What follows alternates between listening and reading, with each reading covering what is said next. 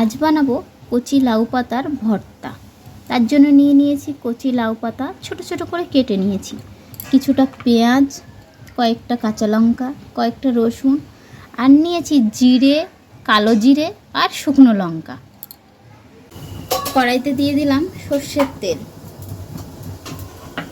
এর মধ্যে দিয়ে দিলাম জিরে, কালো জিরে আর শুকনো লঙ্কা। এবার এর মধ্যে দিয়ে দিচ্ছি কোচানো পেঁয়াজ, গোটা রসুন আর গোটা কাঁচা লঙ্কা।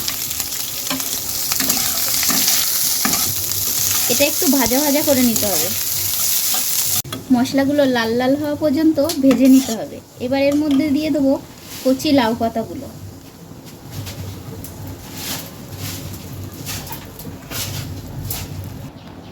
লাউ পাতাগুলো দিয়ে হালকা আঁচে কিছুক্ষণ চাপা দিয়ে রাখবো।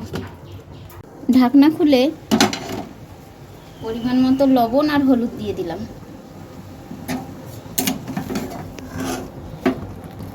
নেব এবার এটা। লাউ পাতাটা হালকা ভেজে নিয়েছি, এবার শিলে বেটে নেব। এটা শিলে বেটে নিয়েছি, এবার কড়াইতে ভেজে নেব। কড়াইতে তেল দিয়ে দিয়েছি, এবার অল্প একটু কালো জিরে দিয়ে দিলাম। এবার এর মধ্যে এই বাটাটা দিয়ে দিচ্ছি।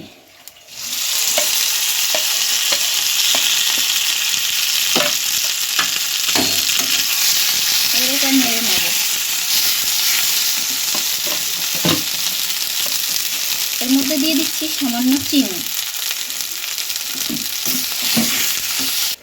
2 মিনিট নাড়াচাড়া করার পর এটা আমি নামিয়ে নিচ্ছি। গরম ভাতের সাথে পরিবেশন করুন কচি লাউ পাতার ভর্তা।